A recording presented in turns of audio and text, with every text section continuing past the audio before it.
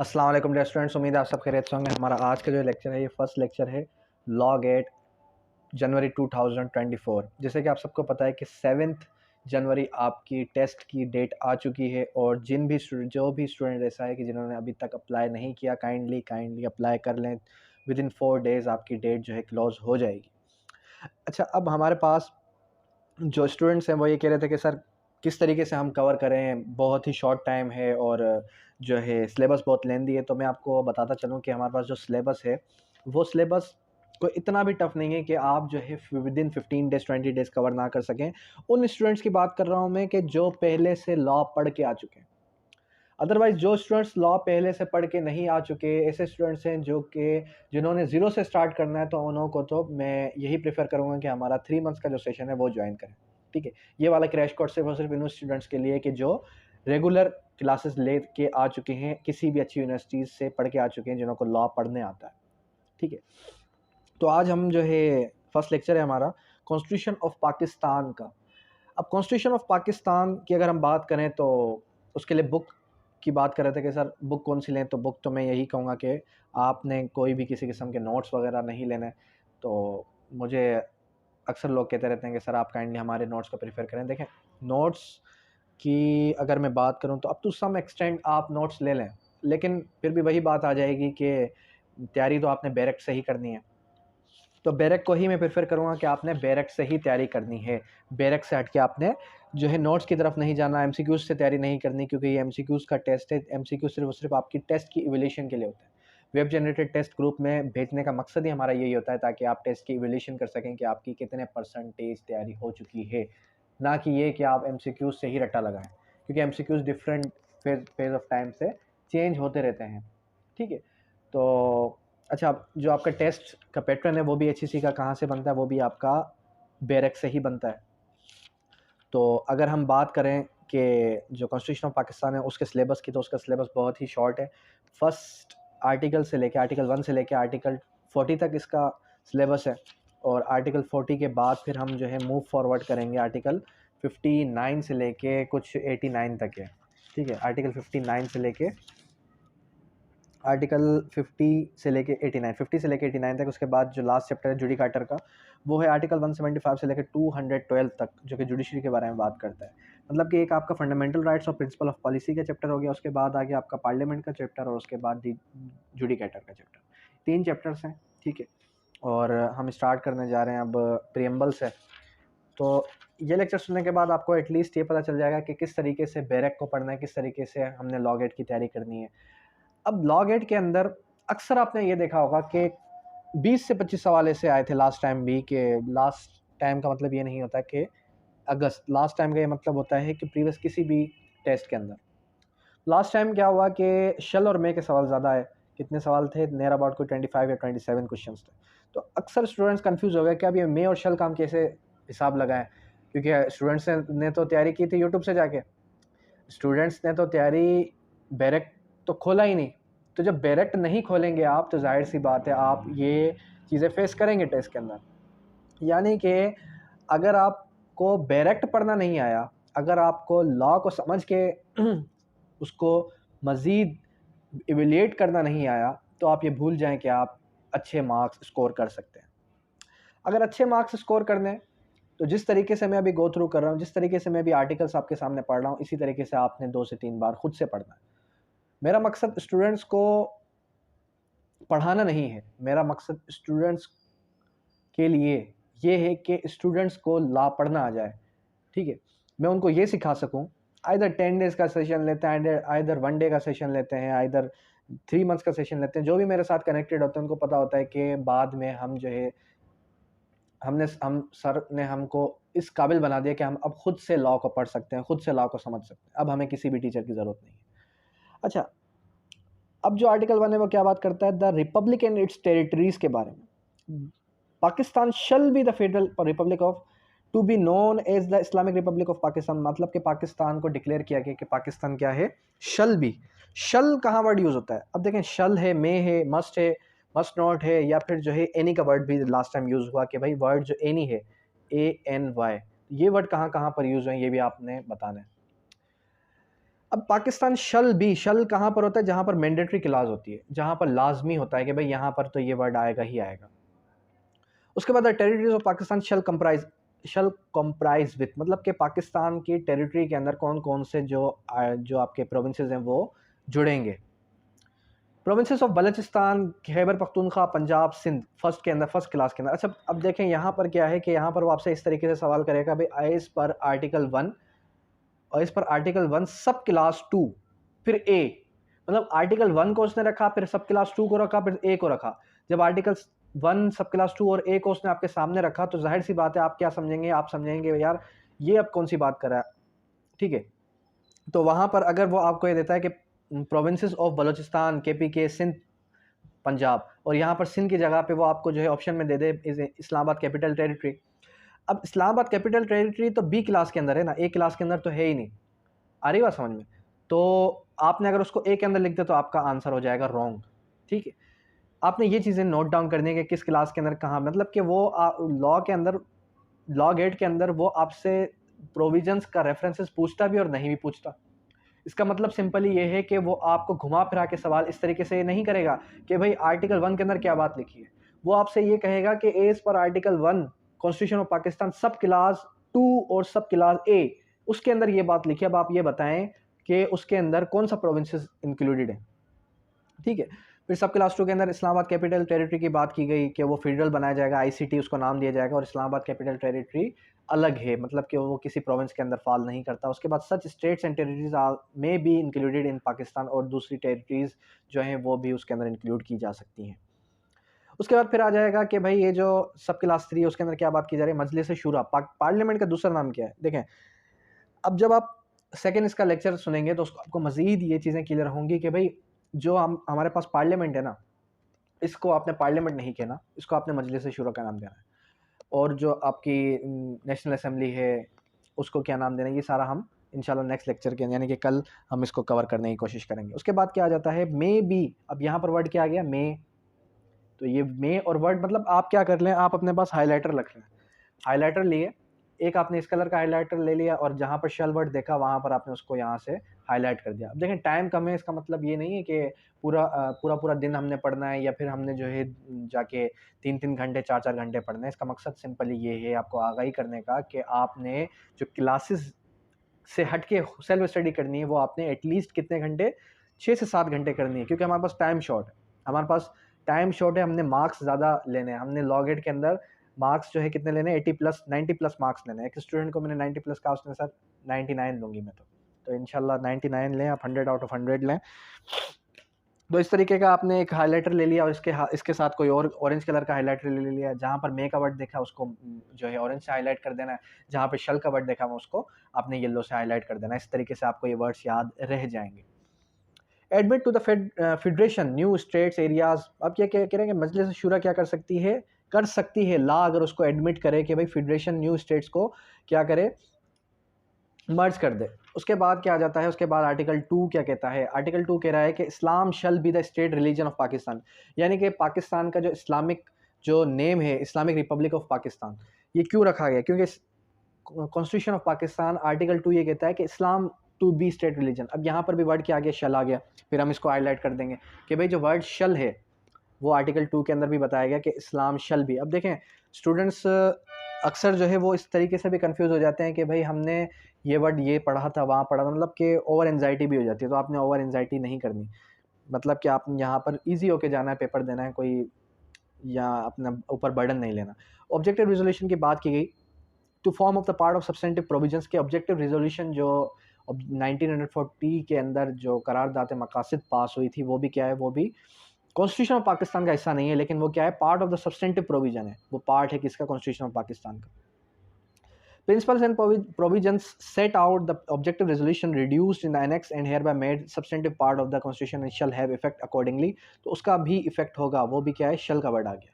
Understand. अब ये जो मजीद आपने देख रहे हैं यहाँ पर कुछ और लिखा है, यहाँ पर कुछ और लिखा है, ये कमेंट्री वाली बुक नहीं है, ये कमेंट्री वाली बुक है, ये बैरक नहीं है, जिसकी वजह से ये सारी बातें लिखी हुई हैं। आपने सिर्फ और सिर्फ उन बातों को, उन प्रोविजंस को हाईलाइट कर देना है जो कि आपके काम के हैं, यानी कि पूरी की पूरी बुक नहीं पढ़नी, यानी कि आपने कमेंट्री नहीं पढ़नी, आपने सिर्फ और सिर्फ बैरक के अंदर जो आपके प्रोविजंस हैं, आर्टिकल्स हैं, उनको ही गो थ्रू करना है। उसके बाद आर्टिकल 3 क्या बात करता है? आर्टिकल 3 बात करता है द स्टेट शल इंश्योर, फिर शल का वर्ड आ गया, the state shall ensure the elimination of all forms of exploitation. Elimination of exploitation की बात की गई। Gratitude, fulfilment of the fundamental rights, fundamental principles of each according to his ability to each according with his work, मतलब eliminate किया जाएगा exploitation को, बढ़ावा दिया जाएगा। ठीक है। उसके बाद आर्टिकल 4 क्या बात करता है? ये डिटेल कॉन्सेप्चुअल लेक्चर आपने अगर सुनने तो वो आप जो है ग्रुप के अंदर जाएंगे व्हाट्सएप के, तो वहाँ पर आपको कॉन्सेप्चुअल लेक्चर भी जाएंगे। यहाँ पर मैं आज का लेक्चर रिकॉर्ड करने का मकसद सिंपल इतना है, एटलीस्ट आपको ये अवेयरनेस हो जाए कि लॉ गेट के अंदर किस किस्म के सवाल आते हैं, उसका पैटर्न क्या है, ठीक है, आपने किस तरीके से उसको सॉल्व करना है, ठीक है। और उसके साथ ही साथ जो ये जो कॉन्सेप्चुअल स्टडी करते हैं स्टूडेंट्स, सिर्फ कॉन्सेप्ट क्लियर किया और जाके बैठ गए, तो वो क्यों उनके जो है मार्क्स ज़्यादा नहीं बनते, उसकी वजह से मैं आपको बैरक से ही वाइट बोर्ड पे नहीं पढ़ा रहा, बैरक खोल के ही पढ़ा रहा हूँ, ताकि आपको ये पता चल जाए कि हमने बुक में से किस तरीके से पढ़ना है। उसके बाद आर्टिकल 4 क्या कहता है? आर्टिकल 4 बात करता है किसकी? Right of individuals to be dealt with the according with law. अच्छा, अब यहाँ पर क्या है?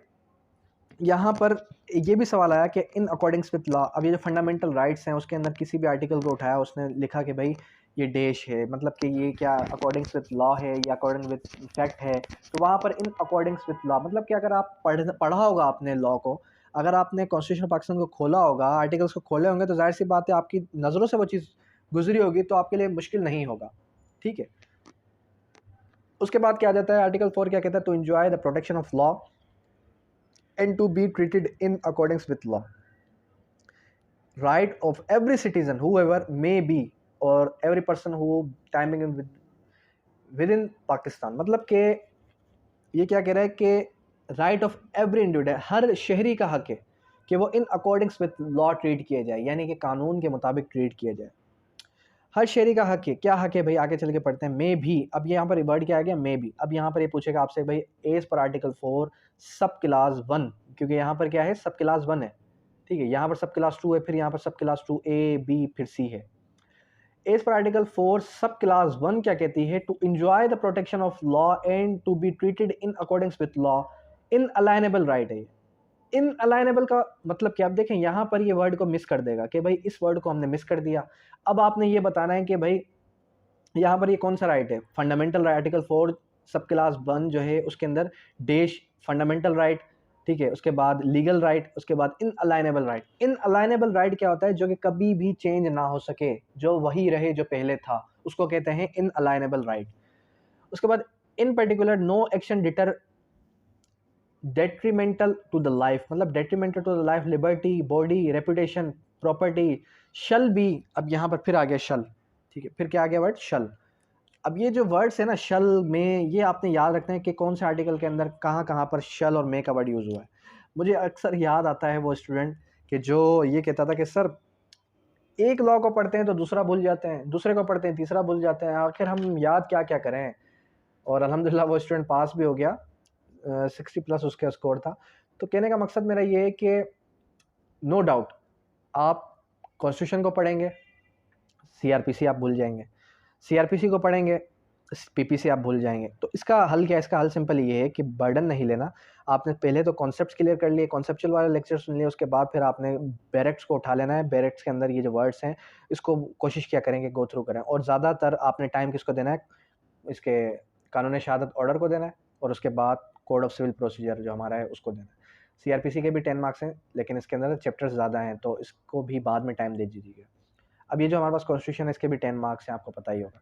अच्छा, यहाँ पर शल का वर्ड आपने याद रखना है कि शल यहाँ पर एज पर आर्टिकल 4 सब क्लास ए और बी दोनों के अंदर शल का वर्ड यूज़ हुआ। Be prevented from the handed of doing that prohibited by law, मतलब कि नो पर्सन, किसी को भी ये इख्तियार नहीं दिया जाएगा कि वो जो प्रोहिबिटेड बाय लॉ है वो भी काम करे, यानी कि जो काम प्रोहिबिटेड बाय लॉ होगा उसने वो काम नहीं करना। फिर उसके बाद फिर दोबारा शल का वर्ड यूज़ हो रहा है यहाँ पर। नो पर्सन शल बी, मतलब मैंडेटरी प्रोविजन है। कंपेल टू डू, मतलब उसको मजबूर नहीं किया जा सकता। To require him to do, मतलब कि कानून अगर किसी काम की इजाज़त नहीं देता तो कोई भी उसको मजबूर नहीं कर सकता कि आप आके ये काम करो। ये हमें बताया आर्टिकल नंबर 4 ने, मतलब जो हमें सिंपली बता रहा था किस चीज़ के बारे में कि किस शहरी को क्या क्या हकूक़ मिलेंगे। ठीक है। उसके बाद आर्टिकल 5 क्या बात करता है, loyalty to state and obedience to constitution and law. Loyalty किस तरीके से होगी, लॉयल्टी मतलब कि आप किस तरीके से लॉयल रहेंगे अपने स्टेट के साथ, कॉन्स्टिट्यूशन के साथ और लॉ के साथ। अब इसके अंदर भी आपने थोड़ा गो थ्रू करना है कि देखें यहाँ पर वर्ड्स क्या क्या लिखे हुए हैं। Loyalty to the state is the basic duty of every citizen, यानी कि अब यहाँ पर उसने क्या किया, यहाँ पर फॉर एग्जाम्पल वो ये कहेगा as per article 5 sub clause 1 loyalty to the state is the dash duty. अब यहाँ पर वो ऑप्शन दे देता है कि लीगल ड्यूटी या फिर जो है आपकी ऑब्लिगेटरी ड्यूटी या बेसिक ड्यूटी या फिर फंडामेंटल ड्यूटी, XYZ कोई भी आपको दे देता है। और फिर आगे आ जाता है कि रजिस्टर्ड सिटीजन या XYZ कोई भी। देखें जब आपने आपकी नज़रों से ये वर्ड गुजरा होगा ना, basic duty of every citizen, तो वहाँ पर वही टिक करेंगे, ठीक है। ओबीडियंस ऑफ द कॉन्स्टिट्यूशन, जो शख्स ओबीडियंस रहे कॉन्स्टिट्यूशन और लॉ के तहत, inviolable obligation to every citizen where he may be, मतलब वेयर ही मे बी का मतलब जहां भी कहीं वो हो, जहां भी कहीं वो शख्स हो। Every other person for a time being with in Pakistan, मतलब कि पाकिस्तान के अंदर वो शख्स जहां भी हो उसके ऊपर ये लॉयल्टी टू द सिटीजन बनती है, लॉयल्टी टू द स्टेट बनती है कि वो स्टेट के साथ लॉयल रहेगा, स्टेट के साथ गद्दारी नहीं करेगा। हाई ट्रीजन, जो भी शख्स डिसलॉयल हो जाता है किसके साथ, मुल्क के साथ, तो उसके ऊपर हाई ट्रीजन का प्रोविजन लग जाता है। हाई ट्रीजन मतलब मुल्क के साथ गद्दारी, संगीन गद्दारी। ये जो हमारे पास पास्ट के जितने भी पॉलिटिशियंस थे उसमें से किसी एक या दो को भी जो हाई ट्रीजन का प्रोविजन था वो एप्लीकेबल हुआ। तो आर्टिकल 6 को गो थ्रू करते हैं। आर्टिकल 6 क्या कहता है, अब जो जी फंडामेंटल राइट्स जो हैं वो भी हम क्लियर कर लेंगे, उनकी टेंशन ना लें आप। आर्टिकल 6 क्या कहता है, high treason, no person who abrogate or subverts और सस्पेंड, ये वर्ड्स आपने याद रखने हैं। कौन कौन से वर्ड्स, एब्रोगेट, सबवर्ड, वो क्या करता है, एब्रोगेट करे, सबवर्ड करे, सस्पेंड कर दे, और होल्ड्स इन अबेंस, होल्ड्स इन अबेंस मतलब कि पुट इन अबेंस, जिस तरीके से कॉन्स्टिट्यूशन ऑफ पाकिस्तान को पुट इन अबेंस कर दिया गया, रोक दिया गया, ठीक है। अटेम्प्ट्स और कंस्पायर्स टू एब्रोगेट और सबवर्ट और सस्पेंड और होल्ड इन अबेंस, फिर दोबारा वही वर्डिंग आ गया, the constitution by use of force, मतलब कॉन्स्टिट्यूशन का गलत इस्तेमाल करे, कॉन्स्टिट्यूशन ऑफ पाकिस्तान को पुट इन अबेंस कर दे, कॉन्स्टिट्यूशन ऑफ पाकिस्तान को होल्ड कर दे, मतलब ये पॉलिटिशियंस के ऊपर लगता है ज़्यादातर, ठीक है। एब्रोगेट कर दे, ठीक है। शो ऑफ फोर्स मतलब अपनी पावर का इस्तेमाल करके, बाय अनकॉन्स्टिट्यूशनल मीन्स मतलब कि जो उसने वो कोई एक्ट किया जो कि अनकॉन्स्टिट्यूशनल था, कॉन्स्टिट्यूशनल था ही नहीं। शल be guilty for high treason, तो वो क्या होगा, शल बी, फिर वही वर्ड आ गया शल बी, मतलब उसके ऊपर ये प्रोविजन एप्लीकेबल हो जाएगा that he is under high treason, ठीक है। हाई ट्रीजन का प्रोविजन उसके ऊपर एप्लीकेबल हो जाएगा, वो गिल्टी होगा फॉर द हाई ट्रीजन। उसके बाद एनी पर्सन एडिंग और अबेटिंग, एडिंग और अबेटिंग, कोई भी शख्स क्या करता है, किसी को एड करता है, अबेट करता है, और एक्ट्स मेंशन्ड इन क्लास 1, यानी कि कोई भी शख्स क्या करता है कि किसी भी शख्स को एड करे और अबेट करे। अबेट का मतलब पता है ना, लास्ट टाइम हमने PPC के अंदर पढ़ा था, पाकिस्तान पेनल कोड के अंदर, कि इनायत करना, किसी को एड करना। कोई भी शख्स किसी को अबेट करता है, एड करता है, ठीक है, किसी भी एक्ट के जरिए से जो कि सब क्लास 1 के अंदर बताया गया है, वो भी हाई ट्रीजन के अंदर फॉल करेगा, यानी कि उसके ऊपर भी हाई ट्रीजन का प्रोविजन एप्लीकेबल होगा। उसके बाद फिर आ जाता है कौन सा, 2 आ गया 2A। अब यहाँ पर ये इस तरीके से पूछता है कि भाई एज पर आर्टिकल 6 सब class 2A an act of high treason mention in सब क्लास 1 और सब क्लास 2 शल बी, यहाँ पर क्या दे देगा वो आपको, for example an act of high treason mention in सब क्लास 1 और class 2 dash B validated by any court, मतलब कि किसी भी कोर्ट के जरिए, सुप्रीम कोर्ट और द हाई कोर्ट, यानी कि सुप्रीम और हाई कोर्ट के जरिए से ही वैलिडेट होगी। शल का हटा के उसने मे, मस्ट या फिर शल और shall not be, shall B, इस तरीके से वो दे देगा, शल नॉट बी वैलिडेट, मतलब कि वो वैलिडेट किस तरीके से होगी, हाई कोर्ट या सुप्रीम कोर्ट के जरिए से। उसके बाद आ जाए आर्टिकल 7 की तरफ। आर्टिकल 7 क्या बात करता है, fundamental rights and principle of policy का चैप्टर यहाँ से स्टार्ट हो जाता है फर्दर। फंडामेंटल राइट्स और प्रिंसिपल ऑफ पॉलिसी क्या कहती है। अब जो हमारे पास ये सेक्शन नंबर, आर्टिकल नंबर 7 है, वो क्या बताता है, डेफिनेशन ऑफ स्टेट, स्टेट की डेफिनेशन क्या है। स्टेट की डेफिनेशन की अगर हम बात करें तो वो क्या कहता है, in this part unless the context otherwise the state means the federal government, majlis shura, the provincial government, the provincial assembly, local or other authorities in Pakistan by empowered to impose or any tax or cases. अब section number, article number जो 7 है, article 7 क्या बात करता है? Article 7 हमें पहले तो ये बात करेगा, आर्टिकल 7 हमें क्या बात करता है? आर्टिकल 7 ने हमें सिंपली ये बात की कि भाई जो हमारे पास स्टेट की डेफिनेशन है वो क्या है।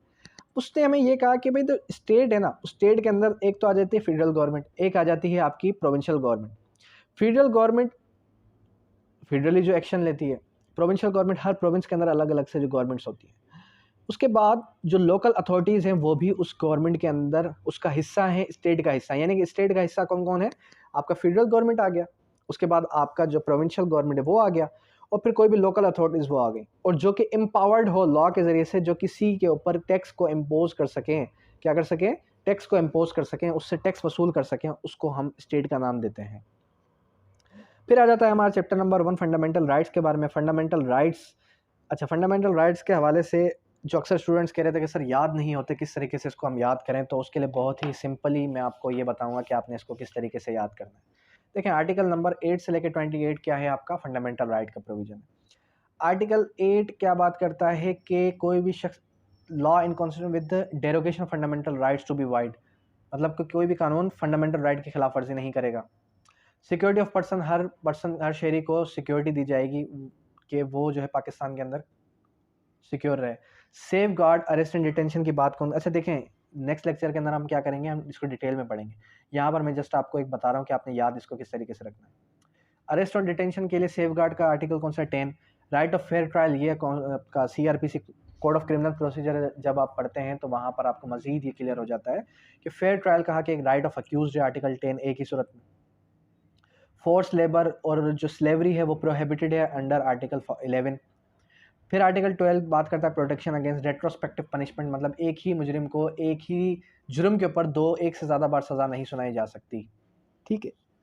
उसके बाद फिर आ जाता है article number 13 protection against dual punishment, मतलब कि हर सेल्फ इंक्रिमिनेशन, किसी भी शख्स को मजबूर नहीं किया जा सकता वह खुद के खिलाफ गवाही दे। उसके बाद इनवायलेबल डिग्निटी ऑफ मैन, कोई भी ऐसा काम, कोई भी ऐसा जो है एक्ट नहीं किया जाएगा जिससे किसी भी शहरी, किसी भी इंसान की डिग्निटी कम हो। फ्रीडम ऑफ मूवमेंट, अब यहाँ से फ्रीडम फ्रीडम फ्रीडम, अब ये क्या है? मास्टर मैंने आपको लास्ट टाइम समझाया था, MAASTR। MAASTR किस तरीके से याद रखें? आर्टिकल 15 से लेकर आर्टिकल 19 तक। M से क्या आता है? मूवमेंट। A से क्या आता है? असेंबली। A से एसोसिएशन। T से ट्रेड। फिर S से आ जाता है स्पीच। अब जो हमारे पास क्या आ जाता है आर्टिकल 15 मूवमेंट के बारे में, तो फ्रीडम ऑफ मूवमेंट कहाँ पर मेंशन्ड है? फ्रीडम ऑफ मूवमेंट आपका मेंशन है आर्टिकल 15 के अंदर। तो फ्रीडम ऑफ मूवमेंट यानी कि हर शहरी को हक है कि वो इजीली मूव कर सकता है पाकिस्तान के अंदर, कहीं भी आ जा सकता है। फ्रीडम ऑफ असेंबली के, पीसफुल असेंबली अगर कोई, तो उस पीसफुल असेंबली के अंदर हर कोई उसका हिस्सा बन सकता है और वो क्रिएट भी कर सकता है असेंबली को। एसोसिएशन, हर शहरी को हक है कि वो अपनी एसोसिएशन बना सकता है, जैसे कि लॉ की एसोसिएशन अलग होती है, इंजीनियर्स की अलग होती है, डॉक्टर्स की अलग होती है, इस तरीके का। ट्रेड के बारे में अगर हम बात करें तो हर शहरी का हक है कि वो कोई भी बिजनेस कर सकता है जो कि लॉफुल हो, मतलब कि इन अकॉर्डिंग्स विथ लॉ। अब इन आर्टिकल्स के अंदर आपको वर्ड मिलेगा कौन सा? इन अकॉर्डिंग्स विथ लॉ, मतलब कानून को सामने रखते हुए, लॉ को सामने रखते हुए। अब इसका मतलब ये नहीं कि कोई भी शख्स जाके शराब बेचना शुरू कर देगा, वो कहे कि भाई हाँ ये मेरा फंडामेंटल राइट है। इन अकॉर्डिंग्स विथ लॉ हो, अगर कानून उसकी इजाज़त देता है, तो जैसे नस्वार है या फिर कोई भी ऐसी कोई चीज़ है जिसके अंदर नशा नहीं है, या फिर नशा है भी तो कानून उसको इजाज़त देता है उसको सप्लाई, उसको सेल आउट करने की, तो फिर आप उसको सेल आउट भी कर सकते हैं। फिर उसके बाद नेक्स्ट जो है हमारे पास आ जाता है, नेक्स्ट प्रोविजन आ जाता है आर्टिकल नंबर 19 जो फ्रीडम ऑफ स्पीच की बात करता है। जैसे आप अक्सर जो न्यूज़ एंकर्स को देखते हैं वो फ्रीली किसी भी जो नवाज शरीफ या फिर XYZ जो पॉलिटिशियंस उनके खिलाफ बोल रहे होते हैं, तो उनके पास ये वो इस चीज़ का शेड्यूल लेते हैं आर्टिकल 19 का। उसके बाद आर्टिकल 19A बहुत ही इंपॉर्टेंट है, इसके ऊपर एक सेपरेट एक्ट भी है राइट ऑफ इन्फॉर्मेशन का, कि भाई हर शहरी का एक हक है कि वो किसी भी लॉफुल अथॉरिटी से राइट ऑफ इन्फॉर्मेशन क्लेम कर सकता है कि मुझे बताएं कि आप किस अथॉरिटी के तहत ये काम कर रहे हैं, ठीक है। उसके बाद फिर जो है फ्रीडम ऑफ प्रोफेस रिलीजन, हर शहरी का हक है कि वो इंस्टीट्यूशन क्रिएट कर सकता है रिलीजन के हवाले से। उसके बाद safe guard against taxation in particular religion, किसी भी अदर रिलीजन से इस्लामिक टैक्स कलेक्ट नहीं किया जाएगा। ठीक है। उसके बाद 24 और 25 जो हमें बात बताता है, वो 23 और 24 बताता है प्रॉपर्टी के हवाले से कि किसी भी हर शरीक आके वो जो है क्या कर सकता है कि कोई भी प्रॉपर्टी को ओन कर सकता है, कोई भी प्रॉपर्टी को पजेस कर सकता है, उसको सेल आउट कर सकता है। ठीक है। ये इस तरीके से आपने जो है कॉन्स्टिट्यूशन ऑफ पाकिस्तान के जो फंडामेंटल राइट्स हैं वो आपने मेमोराइज़ कर लेना है। फिर प्रिंसिपल ऑफ पॉलिसी को हम आगे लेके चलेंगे इंशाल्लाह। कल से हम जो है डेप्थ पढ़ेंगे, जिस तरीके से आज मैंने आर्टिकल 1 से लेकर आर्टिकल 6 तक आपको पढ़ाया, इसी तरीके से हम जो है क्या करेंगे, कल से कॉन्स्टिट्यूशन ऑफ पाकिस्तान के मजीद आर्टिकल्स को क्लियर करने की कोशिश करेंगे। होप सो आज का लेक्चर आपको समझ में आया होगा। आज का लेक्चर के अंदर आपको एटलीस्ट इतना समझ में आ गया होगा कि बैरेक्ट को किस तरीके से पढ़ना है, किस तरीके से लॉ गेट की तैयारी करनी है। ठीक है। अगर अभी भी अगर कोई क्यूरीज हैं तो आप कमेंट बॉक्स में पूछ लें, या फिर उससे हट के आप जो है मुझसे व्हाट्सअप पे पूछ लिया करें। मैं एट अ टाइम अगर जवाब नहीं भी दे सकता तो जैसे ही मुझे क्लासेस के बाद टाइम मिलता है मैं आपको आंसर कर देता हूँ। तो स्टूडेंट, होप्स हो कि यहाँ तक आपकी क्यूरीज क्लियर हो गई, और जो भी वेब जनरेटेड टेस्ट का कह रहे थे तो वो इंशाल्लाह with the pace of time, जैसे जैसे आप जो भी लेक्चर सुनते हो उसके वेरी नेक्स्ट डे आपको वेब जनरेटेड टेस्ट भी मिल जाता है।